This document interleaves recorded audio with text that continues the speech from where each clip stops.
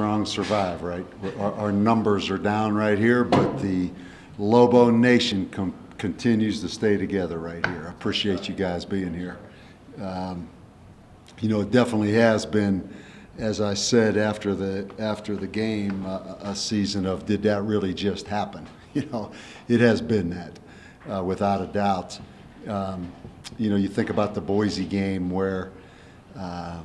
After all of that build-up and all that preparation and all those emotions, the first play of the game, the ball's on the ground and they score a touchdown. The third play of the game, Amari Davis has what looks to be an ACL out for the season. I think it was the sixth or seventh play, Bryson Carroll, the next running back, comes in and has a pretty severe ankle injury. It's been a season of did that really just happen? With all that said, I was asked the question yesterday actually by Van and maybe Steve about injuries. I'm not going to go into all the injuries one by one. Just kind of an overview of it though. And, anytime you talk about injuries, sometimes right away, a lot of coaches don't even mention it, don't even talk about it, don't even let it out of the football office. Sometimes it looks like you're making excuses if you talk about injuries. Sometimes you're trying to keep information away from opponents. I've always wanted to be transparent, but you do worry about sounding like it's excuse. Everybody has injuries. But with all that's happened this year, I think this has been like the last couple years. Again, I remember this time a year ago standing here saying some things needed to be addressed of just our squad being able to stay together throughout the season from an injury standpoint. To kind of put it in perspective, just to give you the numbers and do what you want to do with it, or compare it to other schools or whatever it is. But we started the season with 83 scholarship players, 83. We have 57 scholarship players available right now to play in this game Saturday, 57. With that said, they're all not injuries. We've had 14 season-ending injuries, which is a lot, 14 season-ending. Started with Brant Hughes, our starting quarterback, in the first game, Aaron Blackwell in the first game, right on down through the season. Particularly injured right now for this particular game at running back. We have 4 running backs that are injured: Amari Davis, Bryson Carroll, Day Vigilant, who played in the game, won't be available this week. Contrell Moran had a bursa sac, I don't know the exact terminology, erupt or whatever it would be, on the knee. He's probably going to be able to play. So really it's Bobby Cole, Micah Gray, Contrell Moran, and maybe Chad Alexander. He has 1 game left on the 4 games to keep him from redshirting. So the running back position, when you lose Amari on the 3rd play and Bryson on the 6th or 7th play, and then Day gets hurt the little bit he played in the game. Contrell got hurt the little bit he played in the game. You saw Micah Gray at the end, you saw Bobby Cole at the end. Those 2 guys are healthy. That not only affects your offense, obviously, but now you're preparing for a 3-back triple option team. You don't have many more players on the roster to even play running back. So we had to take a couple defensive backs and move them for the scout squad. The other position that we've been hurt really all year, but particularly here at the end, is wide receiver. You look at Elijah Lilly out for the season. Jay Griffin hasn't played really at all this season. Q Drennan early in the season for the season. Aaron Molina hasn't played. That's 4 wide receivers and 4 running backs right there. That's significant. So really, wide receiver and running back are the most critical piece of it. Along with that, 83 and 57 are available. We know there's been a suspension that was very public. There's some other things within there. But that's where we are right now, and that's a huge concern, as it's been in past seasons coming down the stretch. Last year that was a huge concern. So that's the injury standpoint. As far as Airforce, man, they do a great job. They lost some players. You think about the fullback they had last year who went off against us, and then the very next week had 255 yards rushing against Colorado State, 255 at fullback the next week. He got suspended, I believe, is the right thing. They had a wide receiver, a young man from here in Albuquerque, a big, strong guy that they were expecting big things from. He's not on the roster right now. But their talent level right now, to me, starting with that, is the best since I've been at New Mexico. I don't know, I go back to my days before when we played them back when I was at another place. They were really talented. This is one of the most talented Air Force teams that I've seen.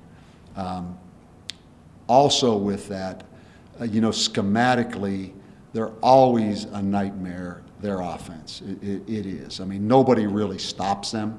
I think back through the years here and at other places when we beat them, I don't know that we ever walked away saying we stopped them. We might have outscored them. But what they've done now is, even schematically, they've made it harder, kind of in a two-back kind of offense that really they started against Hawaii really full speed, that's caused people a lot of problems. No one's been able to really figure it out here. So really good players. The fullback is really fast, really a tailback playing fullback. The one wide receiver is as good as most you'll play against in this league. The quarterback is unique. He's probably a 220-pound guy that obviously can run, but he can throw it. You look at some of these games, the Colorado game, all the way down the line. There's some big-time throws in there. Their offensive line, when I first came here, their offensive line might have been a little taller, really good, but this is by far the best offensive line they've had in the last 5 or 6 years that I see. Defensively, Utah State had 35 plays against them, 130-some yards. Utah State with Jordan Love had 35 plays against Air Force because you don't get the ball. Some teams have had a little more success, Hawaii, but they've got a defensive end I think is an NFL player. They've got a 320-pound nose guard. It used to be, I thought they always had that rule of how big you could be to get in that fighter jet. They had like height restrictions. Well, they must have bigger fighter jets now. I'm gonna kid Troy Calhoun about that because the defensive end's all of 6'5", and that nose guard's 320. Maybe that was just years ago when there were certain size limits, but they definitely aren't an undersized team, and they definitely aren't an under-talented team. Good linebackers, 38-8. They do a heck of a job. I mean, they're 8-2. They deserve to be 8-2. The Navy game, like all the Academy games, was an unbelievable game. They went to Boise, got beat at Boise, so they lost at Boise and at Navy. They are really, really, really good. And I doubt there's a team in this league that you would look less forward to playing.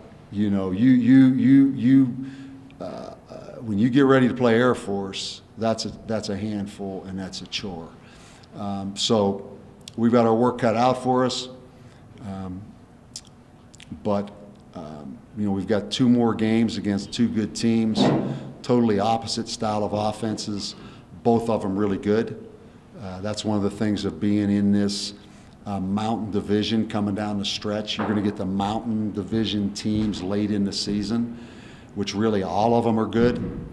And again, we're beat up like a lot of teams, but I think probably more beat up like we've been the last couple of years coming down the stretch. So did a lot of talking there. Who wants to start this thing off? We'll start with Van. Just so you know, I looked it up. You can be 6'8". You can? Yes. Yeah. And the maximum allowable body fat is 18%. 18%. Van. Coach, just considering how tiring everything has been, how tough the season's been and all that stuff, and you know, like you got grandkids at home and all that, how much do you have left in the tank, you know, like, because it's just, I'm looking at it, like I asked you yesterday, I'm just looking at, like, do you have a question, like, what am I doing? Yeah. Yeah. I mean, I think we all do, but, you know, again, Van, I mean this in all sincerity, not trying to posture to sound like, boy, that's a hell of a guy. It is not at all about me. It is not at all about me. I am fine. I mean, this is what I do. I get paid a lot of money to do this. I probably shouldn't say that right now because people may question what the heck are we paying that guy that money to do. But it's about the players. I mean, you played sports. Can you imagine at Boise, and it's 28-0 in the first quarter, and what kind of effort, kind of mental toughness, what kind of resiliency that takes to stay out there and keep playing? Can you imagine if you're Tavaka Toyota and so much emotion on that game? So much emotion. First time we've played since Najee's passing. And he puts that ball on the ground, first play of the game. And all those expectations, he's got to keep playing. This is all about the players and the coaches. That's who we have to be energized, we have to be focused to try to give these kids a chance to have success. Yeah, I guess also, is it wearing you down though? I mean, I know you said it's all about the players, but you know, like you human too, man. It's got to be tiring, you know? You know, not really. I mean, surprisingly, you know, from that standpoint, not really. You know, from a physical standpoint, you know, I think mentally, you know, obviously you have to get back up off the mat. You have to get back off the mat, but you know, who motivates the motivator? You know, you better be able to motivate yourself, right? And I really do care so much about these kids, and I care about these coaches. You know, that's really what it's about, anyhow. You know, so you know, I appreciate you asking. I'm the least one anybody needs to worry about. You know, support these players and support these kids. And I do appreciate the effort and the heart. You know, I don't want to sound like the mindless coach that's getting his butt beat every week that keeps talking about effort and heart and GPAs, you know. But there are things that I really do appreciate about these kids. You use the word resiliency, and you don't like to talk about self. But you wake up every morning, there's resiliency, that challenge that you face. If it's not too private, what challenge do you face that you never talk about? Yeah, you know, I think not to make excuses.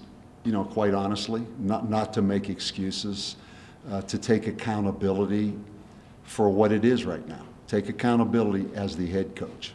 Period. You know, and in this profession, as I've said many times, all that matters is what's on that scoreboard at the end of the game. That's Saturday. Nobody really cares, nor is there any excuse what happens January, February, March, April, May, June, July. Nobody cares when that Saturday comes and that scoreboard's up there, what the alignment of everybody is. Nobody cares what the nutrition was. Nobody cares what the training table was. Nobody cares what the overall support might be. In all honesty, it's the head coach's responsibility to be accountable for the scoreboard. And to me, that is the number one challenge I have, is to just stay focused. And it is my responsibility solely to accept that.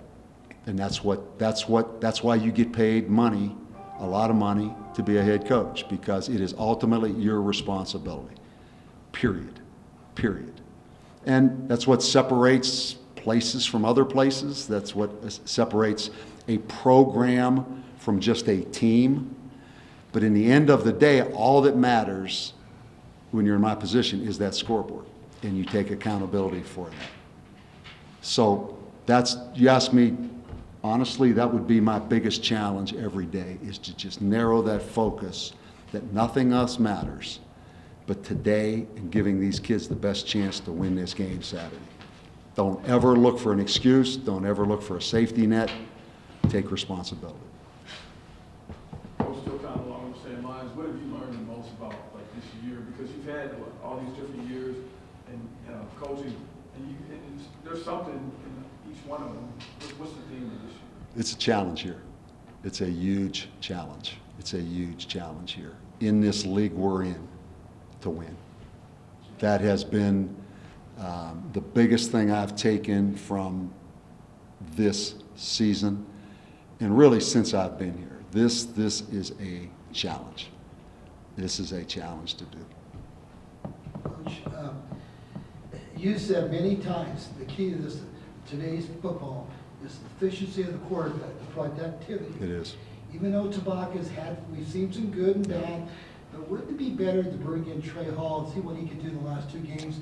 Because we're not getting it out of our quarterback right now. He's just not consistent. And so we need to find out, because right now, you can't win in this league unless you get productivity out of the quarterback. Marty, you're right on. I mean, you're right on. You said it right there.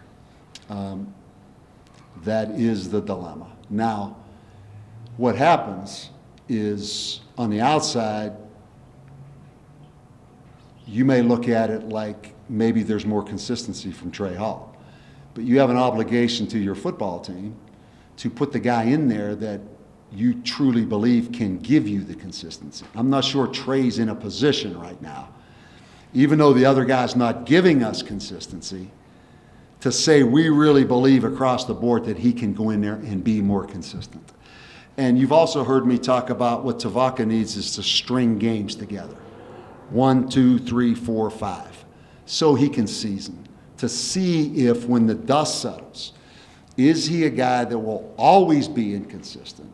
Is he a guy that will always just show flashes but be inconsistent? Or can he get that turned around? I still feel he gives us the best opportunity. And I think with more and more reps, then the verdict is able to be given on, is he what he shows each week with this inconsistency, or is he the guy that can lead a Mountain West Conference team to be a good offense? The jury's still out. But you're exactly right. And I'm not, that's what it is. That's what it is. You know, there's been some good, but there's been a lot of bad. But he is better right now than Trey Hall.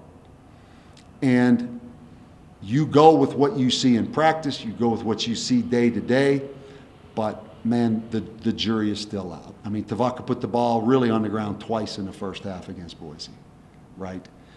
Played with great effort, did play with great heart. Some of those scrambles, man, I mean, he wasn't going to be denied. Played his heart out. But in a nutshell, our inconsistency on offense, starting at the quarterback position, and then our difficulties on defense, really in a lot of areas, but in particularly the ball in the air or the ball on the perimeter of our defense. That's been something we hadn't been able to solve. That's what it is. We have not been able to solve that. Good question. You're right on with that. When you see Tavaka in practice, you guys have had some conversations away from football. What have you noticed about week to week, just how he's handling all this? I saw him at Boise. I mean, that one hit him. That one hit him where, okay, it's all on me right now. And this isn't going well. And I mean, there was nowhere to hide. There was nowhere to hide. I mean, it was on. And it happened early in the game, so it was going to be all night long. He's a great kid to be around. You know, he's very positive, kind of a happy-go-lucky. You know, he's handled it well. He's handled it well. You know, and now because of the injuries on offense, you know, it's even a little more difficult, let's be honest, without Amari, Bryson, Lilly, and Jay Griffin, right? We're not quite what we were back against New Mexico State. So he's got a lot on his plate. The positive is, though, he has been able to string together games without the injury thing getting him. And I'm anxious to see, too. You know, there's 2 games left against two good teams, and we'll see. We'll see. Coach, describe an Airforce football player. Military, the future pilots, these are soldiers you're playing out there. Extremely disciplined. Can you describe accurately the football player, soldier that you play against on Saturday? I think, first of all, talented. I think sometimes they get undervalued from the standpoint of ability. You know, right away people go to the discipline, character, hard work, or talented players. I think sometimes that, if I'm a guy playing there and I want to hear I'm talented, they're talented, first of all. They're talented, first of all. And then you know what the other things are. If you're going to go to the Air Force Academy, first of all, get admitted to the Air Force Academy. It's not for everybody. And there's a certain bond that comes with that. That's why they're able to run that offense they run, do what they do. You know, it's what the Air Force Academy would be, the Naval Academy, Army. You know, you're dealing with a select group of guys that are very similar, I would think. Even though personalities are always a little bit different, there's probably a lot more similarities in your roster than what, say, some other school was of personalities, right? Most guys that go to Air Force are going to be within certain areas personality-wise. So I'm a big fan. I'm a big fan, as we all, I know, are and all should be. Steve? Well, last week you had two players out with personal issues, Bio and Jay. Are they going to miss again? Say the two again? Bio, Yeah. they're going to miss again? Yeah, they're both out. For the same reason? Yeah. And whose decision is that for personal? Is that, do they ask it to get personal, or do you? No, I'll stay away from that. You know, that I'll stay away from whose decision that actually is. Coach, you were talking about Tabaka, but what about the rest of the team? Is this the time where, I mean, it's probably tough when you got seniors going out and that, but is it a time to start using some of the other players, or is this not the time? Just Yeah. No, I mean, again, I look at Javon Mosley, for example. He's a senior. He deserves to play every snap down this stretch, across the board. You know, I'm not looking to next year. You know, we're trying to do everything we can to give these kids a chance to win the game, and they deserve to play. They've got so much invested in this. You know, I get the point. Truthfully, we don't have many guys. You know, it's kind of all hands on deck right now, anyhow. But kind of like the Trey Hall question, which is a good question. You still go all the way to the end with the guys that give you the best chance to win that game. Period. Anything else? We good, man? Good.